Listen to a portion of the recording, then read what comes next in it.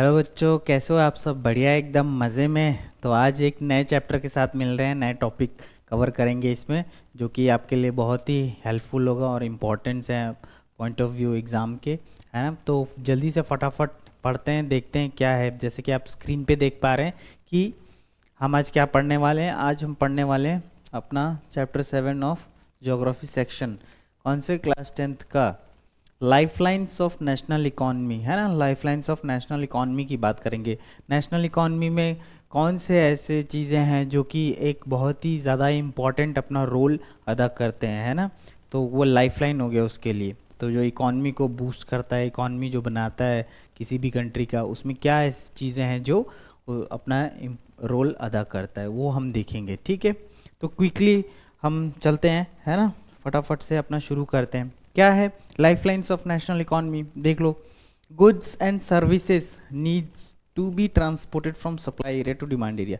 अब जो भी सामान वगैरह है, हम डेली जो चीज़ें खरीदते हैं अपने कंज्यूम के लिए, है ना। कोई भी सामान हो गया, हम खाने पीने की चीज़ें हो गए या फिर पहनने की चीज़ें हो गए, कहीं हम और भी जो इतने सारी चीज़ें हमारे डेली यूज़ में आते हैं, गाड़ियाँ हो गए, हम कोई भी चीज़ यूज़ कर रहे हैं, चाहे वो स्कूल जा रहे हैं या फिर कहीं से पढ़ाई कर रहे हैं या कहीं काम कर रहे हैं, ये सारा कुछ आपका एक इकोनॉमिक, हाँ, उस इकॉनमी में आ जाता है। ठीक है, तो ऐसा नहीं है कि सिर्फ सामान और ये सब ही तो आता है, बट सब ये किसके अंडर आ जाएगा? गुड्स एंड सर्विसेज के अंडर आ जाएगा। अब ये क्या होता है कि जहाँ पर डिमांड है वहाँ पर इस चीज़ को फुलफिलमेंट करना पड़ता है। तो सप्लाई क्या होगा? एक मार्केट होता है, एक मार्केट रहेगा, मार्केट, और वहाँ से सारी कुछ चीज़ें जो है यहाँ वहाँ दी जाएगी, कहीं से थोक में लाया जाएगा बल्क में, और वो चीज़ फिर कंज्यूमर के पास थ्रू डिफरेंट मींस पहुँच जाएंगे। तो ये चीज़ बताता है। ठीक है, ट्रेडर्स हो गया, जैसे ट्रेडर्स फैसिलिटेट दिस मूवमेंट, है ना, movement to bring produce to the consumer. और क्या है? The countries development relies both on the production and transportation of goods. अब कंट्री की जो इकोनॉमी है वो ऐसा तो नहीं है कि सिर्फ प्रोडक्शन से ही वो हो जाएगा, उसको ट्रांसपोर्ट भी करना है एक जगह से दूसरे जगह। इन शॉर्ट की जो चीज़ें कंज्यूम भी कर रहे हैं या फिर बना रहे हैं, उस चीज़ को फिर बेचा जा रहा है, ख़रीदा जा रहा है, ये सारा कुछ क्या है? कंट्री के एक इकॉनमी में बहुत ही ज़्यादा इम्पॉर्टेंट रोल अदा करता है। ठीक है, इसीलिए जो प्रोडक्शन है और ट्रांसपोर्टेशन है वो बहुत ही ज़्यादा इम्पॉर्टेंट है कंट्री के डेवलपमेंट के लिए। फिर एफिशिएंट ट्रांसपोर्ट सिस्टम, है ना, ये होना चाहिए, बहुत ही ज़्यादा ज़रूरी है। तो ये हमारे क्या है? एक लाइफलाइन ऑफ इकॉनमी में दिखाता है। और क्या चीज़ें आ सकती है हम देख पा रहे हैं, जैसे कि अब ट्रांसपोर्टेशन जो है इतना इम्पोर्टेंट है, तो उसमें हम और उसको क्लासिफाइड कर देंगे किस चीज़ में, है ना। लैंड, वाटर और एयर ट्रांसपोर्टेशन, तीन प्रकार के, है ना। हम मोड ऑफ ट्रांसपोर्टेशन यूज़ करते हैं। हम खुद भी जाते हैं तो क्या करते हैं? या तो हम कार, बसेस, बाइक्स, इन सब का इस्तेमाल करते हैं जो रोड पे चलते हैं, ट्रेन हो गया। फिर हम इस्तेमाल करते हैं एयरवेज का, है ना, तो फ्लाइट से कहीं हम आए गए। और फिर उसके बाद वाटरवेज है, जहाँ पे ये दोनों चीज़ें नहीं पहुँच पाती है और वाटरवेज का चैनल है वहाँ पे, है ना, जा सकते हैं। तो हम शिप्स वगैरह का यूज़ करते हैं जाने के लिए। तो ये क्या है? तीनों मीन्स ऑफ ट्रांसपोर्टेशन है। इसके द्वारा हम खुद भी आते जाते हैं, और सबसे ज़्यादा तो जो हमारे गुड्स है और सर्विसेज है उनका ट्रांसपोर्टेशन इन तीन मीडियम के द्वारा होता है। ठीक है, अब जैसे जैसे साइंस एंड टेक्नोलॉजी ने एडवांस किया, वैसे वैसे क्या हुआ? ट्रेड का जो है वो रीच बहुत ज़्यादा बढ़ गया, वर्ल्ड लेवल पे होने लगा, एक देश से दूसरे देश, है ना। पहले तो लोकली करे, फिर लोकली से फिर जैसे हमने साइंस एंड टेक्नोलॉजी, अच्छी शिप्स बना ली, है ना, बहुत अच्छा उसमें टेक्नोलॉजी का यूज़ करके।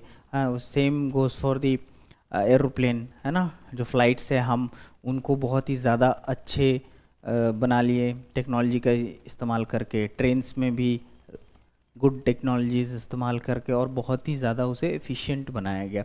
सिमिलरली कार, बस, सब चीज़ में हमने टेक्नोलॉजी जैसे जैसे बढ़ा वैसे वैसे हमने उसको यूज़ करके और उसे बहुत ही ज़्यादा हमने अच्छा बना लिया, और आज भी अच्छा बना ही रहे हैं। तो उसके कारण क्या हुआ? हम ज़्यादा दूर दूर तक ट्रेड को ट्रांसपोर्ट कर सकते हैं। ठीक है, इसीलिए efficient and rapid transport has transform the world into a global village, है ना। एक जो दुनिया है उसको आपस में ऐसे जोड़ दिया है जैसे वो एक छोटा सा गांव है। ठीक है, ताकि हम क्योंकि कनेक्टेड है ना इजीली, क्यों कनेक्टेड है, इन सारी चीज़ों के वजह से कनेक्टेड है। तो इजीली हम कोई भी चीज़ कर सकते हैं, है ना, कोई सामान पहुंचाना हुआ, है ना, कोई चीज़ लाना हुआ। अब कोई ऐसी चीज़ होती है जैसे आपने देखा टीवी पे कि ये वाले फ्रूट्स खाने हैं या फिर ये वाले प्रोडक्ट्स हमें कंज्यूम करना है, तो अगर वो इंडिया में नहीं प्रोड्यूस हो रहा है और वो किसी दूसरे कंट्री में है वहाँ पर, तो लेकिन वो यहाँ पहुँच जा रहा है। कैसे पहुँच जा रहा है?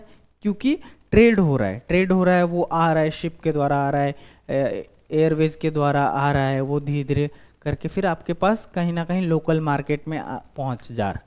तो ये सारा क्या दिखा रहा है कि जो ग्लोबल विलेज बन गया है, जो एक दुनिया है वो एक आपस में इतना ज़्यादा अच्छे से कनेक्ट हो गया है कि आप इजीली चीज़ें पा सक रहे हैं। ठीक है, तो ये दिखाते हैं, ये देख लो यहाँ पे मोड्स ऑफ ट्रांसपोर्ट है ना, land water air. Land transport ये हो गया, देखो है ना, सड़कों पे जो भी चीज़ें चलती है, ट्रेन वगैरह भी इसमें आ जाएंगे। फिर वाटर ट्रांसपोर्ट हो गया आपका, है ना, शिप्स हो गया, ये स्टीमर, बोट्स। फिर एयर ट्रांसपोर्ट में आपके हेलीकॉप्टर, एरोप्लेन, कार्गो प्लेन, ये सारा कुछ आ जाता है।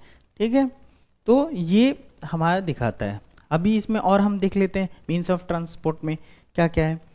लैंड वाटर एयर तो हमने डिस्कस कर ही लिया। उसके अंडर लैंड में क्या आ जाएगा? रोडवेज आ जाएंगे, रेलवेज आ जाएंगे, पाइपलाइंस आ जाएंगे। फिर वाटर में क्या आ जाएगा? इनलैंड और ओवरसीज आ जाएंगे वाटरवेज। फिर एयर में डोमेस्टिक एयरवेज आ जाएगा, इंटरनेशनल एयरवेज आ जाएगा। फिर डोमेस्टिक में पब्लिक अंडरटेकिंग, प्राइवेट एयरलाइंस, ये सारा कुछ आ जाएगा।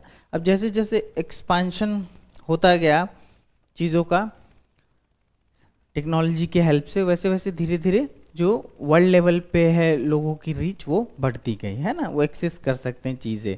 ठीक है, फिर transport and communication and trade are interdependent. अब तीन चीज़ें एक साथ एक दूसरे के ऊपर निर्भर है ना, एक साथ जुड़ी हुई हैं। ट्रांसपोर्टेशन हो गया, है ना, कम्युनिकेशन हो गया और ट्रेड हो गया। ट्रेड पर्पज़ के लिए ट्रांसपोर्ट होना ज़रूरी है, ट्रांसपोर्टेशन और ट्रेड के लिए कम्युनिकेशन होना ज़रूरी है। कम्युनिकेशन भी तो ज़रूरी है ना, आप कैसे बिना बताए तो या बात करें आपस में चीज़ें नहीं हो सकती है ना, तो इस वजह से ये भी बहुत ही ज़्यादा इम्पॉर्टेंट है। ठीक है, और इसीलिए India is well connected globally through various channels. Railway से भी कनेक्टेड है, एयरवेज से भी कनेक्टेड है, और डिजिटल मीडिया। मीडिया किसके अंडर आ जाएगा? ये आ जाएगा आपके कम्युनिकेशन के अंडर आ जाएगा। ठीक है, तो देखो कितना ज़्यादा इम्पॉर्टेंट है। This connections contribute to India's socio economic progress. तो इंडिया की जो इकोनॉमिक प्रोग्रेस है उसमें बहुत ही ज़्यादा ये अपना रोल अदा करता है। ठीक है, तो ये आपका लाइफलाइंस ऑफ नेशनल इकॉनमी हो गया, है ना। अब देख लेते हैं रोडवेज की थोड़ी बहुत बात कर लेते हैं, है ना। क्या है रोडवेज में? देख लो, इंडिया है सेकेंड लार्जेस्ट रोड नेटवर्क, है ना, वर्ल्ड में second largest road network India के पास है ना। 62.16 लाख किलोमीटर, है ना, 2021 के डेटा के हिसाब से। ठीक है, और क्या दिखाता है? Road transport is growing in importance compare to rail, है ना। Construction cost for roads are lower. भाई रोड ट्रांसपोर्ट बहुत ही ज़्यादा इम्पॉर्टेंट है, क्योंकि वो ऐसे जगहों पर भी बनाए जा सकते हैं जहाँ पे रेलवेज वगैरह नहीं पहुँच सकता। जो हिली एरिया, माउंटेन एरिया, वहाँ पे तो रोड का ही इस्तेमाल होता है ना। डेली की जो इकोनॉमिक एक्टिविटी, डेली की जो लोगों की एक्टिविटी है, आना जाना, सारा कुछ करना, वो सारा किसके थ्रू हो पाता है? रोडवेज के वजह से, है ना। तो रोडवेज क्या होता है? चीपर भी होता है बनाना एज़ कम्पेयर टू रेल, है। रेलवेज़ के लिए बहुत ज़्यादा खर्च होता है, बहुत सारी चीज़ें उसमें लगती हैं, लेकिन रोडवेज़ के लिए एज़ कम्पेयर टू रेलवेज़ चीज़ें कम लगती है, इसीलिए उसका कॉस्ट कम आता है। तो रोडवेज़ का रीच ज़्यादा से ज़्यादा है। ठीक है, देख लो, roads can handle more varied rugged terrains. वही टेरेंस की बात हो गई ना, कि माउंटेन्स हो गए, है ना, वहाँ पे रोड वगैरह बनाए जाते हैं बहुत अच्छे तरीके से, है ना। Roads can manage steeper slopes, वही कम ऊंचाई, ज़्यादा ऊंचाई, इन सारी चीज़ों पे वो चीज़ होता है। ठीक है, तो ये चीज़ें जो है वो बहुत ही ज़्यादा इम्पॉर्टेंट है। जैसे हिमालयाज़ में हमने बात करी, हिमालयाज़ में जो रोड्स बनाए जा रहे हैं, वही उत्तराखंड हो गया हमारा, या फिर हिमाचल हो गया, जम्मू एंड कश्मीर, लद्दाख तक रोड्स का डेवलपमेंट कितना ज़्यादा इम्पॉर्टेंट है ना। तो ये दिखाता है, ठीक है, कि कैसे रोड्स जो है बहुत ही इम्पॉर्टेंट है। आपको डोर टू डोर सर्विसेज मिल जाती हैं इससे, है ना, उससे कॉस्ट ऑफ लोडिंग अनलोडिंग ये सारा कुछ डिटरमाइंड होता है। फिर रोड सर्विसेज जैसे फीडर रोड्स हो गया, लिंक का क्या करती हैं, रेलवेज, एयरपोर्ट, सी पोर्ट तक आप किसका यूज़ करके जाते हैं, रोड्स का ही यूज़ करके जाते हैं ना। इसीलिए क्या करता है, रोडवेज जो है वो एक लिंक प्रोवाइड भी कराता है, ठीक है, feeder as a feeder route भी है। ओके, और देख लेंगे roads are classified into 6 classes in India, ठीक है। इंडिया में जो रोड्स है वो 6 विभागों में बांटा गया है ना, अकॉर्डिंग टू देयर कैपेसिटी। पहला क्या है, गोल्डन क्वाड्रिलेटरल सुपर हाईवेज, ये बहुत ही ज़्यादा अच्छे, बहुत ही ज़्यादा वेल कनेक्टेड हैं और बहुत दूर दूर तक हैं, ठीक है। देख लेते हैं कौन कौन से network of highway connecting India's 4 top metropolitan city, namely Delhi, Kolkata, Chennai and Mumbai. Metropolitan city है ना भाई, इकोनॉमिक एक्टिविटी के लिए बहुत ही ज़्यादा इंपॉर्टेंट है ये मेट्रोपॉलिटन सिटी से नेटवर्क रखना। तो ये जो गोल्डन क्वाड्रिलेटरल है वो दिल्ली, कोलकाता, चेन्नई और मुंबई को कनेक्ट करता है। This highway projects for being implemented by NHAI, नाम तो सुना ही होगा, है ना, कहीं भी आप जाओगे हाईवे पे तो वहाँ पे ये दिख जाएगा बोर्ड, ठीक है। National highway authority of India NHAI इसकी देखरेख करता है, ठीक है। फिर आते हैं आपके नेशनल हाईवेज, है ना, maintain led and maintain by central public work department CPWD। तो CPWD इसको देखरेख करता है, इसको बनाता है, इसके मेंटेनेंस वगैरह को ध्यान में रखता है, ठीक है। नेशनल हाईवेज अक्रॉस स्टेट्स बनाए जाते हैं, ठीक है, कनेक्ट करने के लिए। फिर आगे आपके स्टेट हाईवेज भी होते हैं, है ना, constructed and maintain by state public work department, ठीक है। स्टेट के जो पब्लिक वर्क डिपार्टमेंट है वो देखरेख करते हैं स्टेट हाईवेज का, ठीक है। फिर डिस्ट्रिक्ट रोड्स आते हैं, connect the district headquarter maintain by जिला परिषद। अब जो डिस्ट्रिक्ट को कनेक्ट करता है, डिस्ट्रिक्ट अलग अलग डिस्ट्रिक्ट्स को डिस्ट्रिक्ट हेडक्वार्टर से, वो डिस्ट्रिक्ट रोड्स हो गया, और वो जिला परिषद के द्वारा क्या करा जाता है, उसे मेंटेन करा जाता है, देख रेख करी जाती है उन चीज़ों की, है ना, क्योंकि देख रेख भी करना पड़ेगा, कहीं टूट गया, कहीं पर ख़राब हो गया, कहीं ज़रूरत है रिपेयरिंग की, तो वो सारा कुछ कौन देखेगा। इसीलिए पर्टिकुलरली इन सब के लिए डिपार्टमेंट्स बनाए गए हैं, डिपार्टमेंट्स को दिया गया है। फिर आते हैं हमारे बॉर्डर रोड्स, है ना, स्ट्रेटेजिक इम्पॉर्टेंट के लिए, है ना, मिलिट्री के लिए, है ना, बॉर्डर रोड ऑर्गेनाइजेशन उसके लिए है BRO, ये देख रेख करता है। कंस्ट्रक्शन हो गया, मेंटेनेंस हो गया, जो बॉर्डर के अलॉन्ग हमारे जो बॉर्डर्स है ना, India China border, India Pakistan border, है ना, इंडिया बांग्लादेश, ये सारे जो बॉर्डर एरियाज़ है हमारे, उनके पास जो रास्ते बनाए जाने हैं वो कौन देख रेख करेगा, कौन उसको बनाएगा, तो वो कौन करता है, BRO करता है ना, बॉर्डर रोड ऑर्गेनाइजेशन, ठीक है। फिर अदर रोड्स कौन कौन से हो जाएंगे, रूरल एरियाज़ में हो गया, विलेजेस टाउन्स में, है ना, वो प्रधानमंत्री ग्रामीण सड़क योजना के अंडर बनता है। आपने गांव वगैरह में कभी गए होगे तो देखे होगे कि आजकल जो रोड वगैरह बनाई जा रही है, वो अगर गांव टू गांव कनेक्ट करना है या गांव के अंदर है तो सीमेंटेड रोड्स बनाई जा रही हैं, फिर उसके बाद पक्की सड़कें उसको बनाई जा रही है, कहीं और जैसे डिस्ट्रिक्ट टू डिस्ट्रिक्ट कनेक्ट कर रहा है, या फिर वो, तो वो किसके अंडर का, वहाँ पे आप देखें गांव में देखेंगे आप बोर्ड वगैरह, कहीं आप जाना तो वहाँ लिखा रहेगा प्रधानमंत्री ग्रामीण सड़क योजना, ठीक है। और क्या है, roads can also be classified on the basis of types of material used and their construction, such as, है ना, मेटल रोड और अनमेटल रोड। वो तो हो गया हमारे 6 क्लासेस। अब उसके बाद on the basis of metal, जो मटेरियल यूज्ड हो रहा है रोड्स बनाने में, वो क्या हो सकता है, तो उसमें मेटल रोड आता है, अनमेटल रोड आता है ना। मेटल रोड में भी सीमेंट्स के बने होते हैं, कंक्रीट के बने होते हैं, है ना, जो बिटुमिन, कोल, ये सारा कुछ यूज़ करके बनाया जाता है, वो मेटल रोड हो जाएगा। हमारे जितने भी national highways, golden quadrilateral, state highways, जितने भी है ना विलेजेस के, वो सारे कुछ मेटल में आ जाते हैं, ठीक है। और ये ऑल वेदर रोड रहता है, हर सीज़न में, बारिश हो, धूप हो, हैं, गर्मी, सर्दी, कोई भी मौसम हो, उसमें ये अच्छे रहते हैं और इस पे लोग आ जा सकते हैं, ठीक है, इनका यूज़ कर सकते हैं।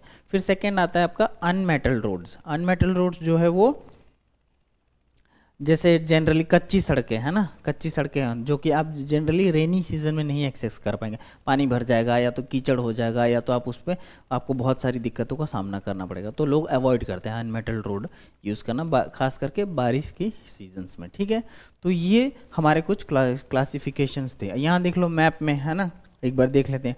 गोल्डन क्वाड्रिलेटरल, ये जो हमने बताया, दिल्ली से कोलकाता, कोलकाता से चेन्नई, चेन्नई से मुंबई और मुंबई से फिर दिल्ली, ये बन गया क्वाड्रिलेटरल, इसीलिए इसे गोल्डन क्वाड्रिलेटरल कहते हैं। फिर नॉर्थ साउथ कॉरिडोर भी है, ये रहा नॉर्थ से साउथ कॉरिडोर, ये जो लाइन कनेक्ट कर रही है। फिर आपके ईस्ट वेस्ट कॉरिडोर है, ये ईस्ट यहाँ से लेकर वेस्ट में यहाँ तक कॉरिडोर, वेस्ट या ईस्ट, ईस्ट यहाँ से लेकर यहाँ वेस्ट तक। ठीक है, फिर आपके ईस्ट वेस्ट हो गया, नॉर्थ हो गया। फिर नेशनल हाईवेज़ है, इसमें देखो मैप में सारे छोटे छोटे छोटे छोटे नेशनल हाईवेज जो अंदर अंदर गए हुए उन सब का वो बनाया गया है। तो इससे आप देख सकते हैं कि कैसे हमारे जो रोड्स है वो कहाँ कहाँ तक फैले हैं, कितना ज़्यादा इसमें बताया गया है। ठीक है, तो ये बहुत ही ज़्यादा इम्पोर्टेंट था आपके लिए। ठीक है, आप इससे देख सकते हैं कि कैसे जो हमारे जो लाइफलाइन है इकॉनमी की वो रोड से बहुत ही ज़्यादा कनेक्टेड है, रोड्स के वजह से ही बहुत ज़्यादा उसमें हेल्प मिलता है उसको बूस्ट करने में इकॉनमी को। ठीक है, तो इसी प्रकार से जुड़े रहिए, मिलते हैं नेक्स्ट वीडियो में नेक्स्ट टॉपिक के साथ। थैंक यू, और हमारे चैनल को लाइक शेयर सब्सक्राइब कीजिए एडियोरल क्लासेस को, ताकि इसी प्रकार के जो इम्पॉर्टेंट वीडियोज़ है आपके पॉइंट ऑफ व्यू एग्ज़ाम से, वो सारा कुछ आप देख पाएँ और अपने प्रिपरेशन कर पाएँ। ठीक है बच्चों, थैंक यू।